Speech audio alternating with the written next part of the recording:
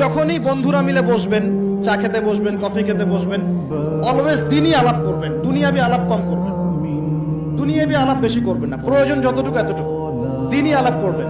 কারণ মানুষ জান্নাতেও যদি চলে যায়, মানুষ জান্নাতে চলে গেলেও ওইসব সময়ের জন্য আক্ষেপ করবে, আফসোস করবে, দুনিয়াতে যেই সময় সে আল্লাহকে স্মরণ করে নাই, রাসূলের নামে দরুদ পড়ে নাই। তাহলে যদি কোনো জায়গায় বসে পড়েন, বসে পড়ে আলোচনা করতে থাকেন, ওঠার আগে কমপক্ষে বলবেন সুবহানাকা আল্লাহুম্মা বিহামদিকা আশহাদু আল্লা ইলাহা ইল্লা আনতা আস্তাগফিরুকা ওয়া আতুবু ইলাইক। কারণ কেন বলবেন? আল্লাহ রাসূল বলেছেন যে কোনো মানুষ বা কোনো কওম যদি একটা জায়গায় বসে আলোচনা করে, আলোচনা থেকে শেষ করা বৈঠকটা ভঙ্গের আগেই যদি তারা এই দোয়াটা করে ওঠে, ওই বৈঠকে যদি কোনো ফাহেসা কথা হয়ে থাকে, এর গুনার কাফফারা হয়ে যাবে ইনশাআল্লাহ, গুনাহ মাফ হয়ে যাবে ইনশাআল্লাহ।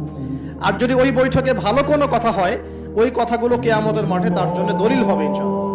এই দোয়াটা পড়ার চর্চা করবেন।